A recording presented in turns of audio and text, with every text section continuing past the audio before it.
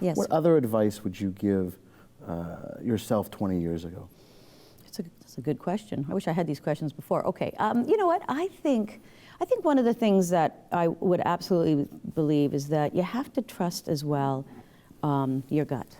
I do think that that's an important part. I mean, you know, when you're younger and you're developing your skills, and we learn them in school, and then we have to apply them, that's terrific. But I think there's also that inner voice that you do have to listen to, because at some point there are pressures among your colleagues, or you know, the people you report to, or within a company, that you have to, your performance must be this way, or a decision has to be this way. And occasionally it may not be the right decision. So I think trusting your gut is very important in the process. I think reflection is a very important thing, and we don't necessarily do it when we're younger, about what's important in life. So self-reflection, I think self-awareness, self-reflection emotional is very, intelligence. very important. I was just mentoring, I am mentoring a young woman, and she asked me the question of the importance of networking. And I admitted that I'm not the best networker, but I do see the value in it, because it's amazing the chain effect of meeting individuals that either are, you know, similar likes and dislikes, but it's also meeting individuals with a very different background that really aid to your own knowledge and experience. So I think networking is a very important thing too. You talk about mentoring, and in school we talk about mentoring as a two-way relationship. It's a longer period relationship as opposed to modeling, where you just look at someone who has a skill that you want and emulate it. When you look back on your career, do you feel that there were key mentors, and if so, what did they teach you? And if not, where did you gain the extra skills that you didn't have when you started? You talked a little bit earlier about not being born with capabilities, but you have them now. Right. So where do you see that coming from? I think I don't have a conventional mentor that I would name right now. I would say as well, you know, there are varying influences in my life. Certainly my family, my parents. I'm very lucky. I come from a very loving family. And at the end of the day, my parents both worked, by the way.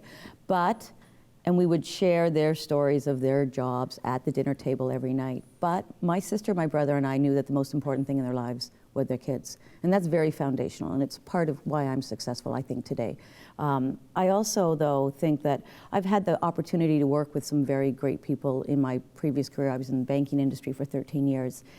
And not always do you learn, by the way, from the people that are good at their jobs. Sometimes we also learn by things that we wish someone could have done better for us, or could have been a better boss or more understanding. So in my life, learn what not to do as much as learn what to do. I mean, even when we started our company, you know, we looked at what was being done in our category, and then we also looked at what wasn't being done as to formulate our business plan. As it relates to things that I would do from a management perspective as a leader, you know, who are the individuals in my past that added value, but also what didn't I enjoy? What did I expect to have? Maybe more support, more training, or more accountability, or, you know, those are the things. So I think that it's, you know, I have a great business partner. I have a great personal partner, and my husband, we've been together 29 years. So those are all parts of the influences that have helped make me successful.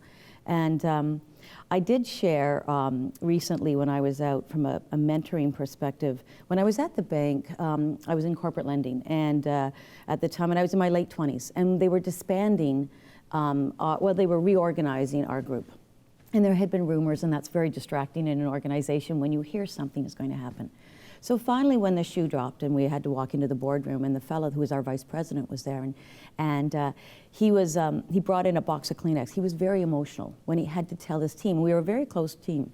And it was interesting to me, because it's not common, nor accepted occasionally, to show your emotions. I mean, there is this issue of professionalism that's required, and I get that. There's no crying in baseball, there's no crying in business. Right, but what's very interesting is I felt that even though we were distracted, and that, you know, my future was fine, I was going to move into another area, the fact that my vice president really cared about us, that was an amazing learning experience for me. And I understood the power that that gave me. And I thought, okay, as I continue to manage a team of people, as we started Sleep Country, I wanted to develop a culture where my team feels that we really care about them. And I think that's been very important too.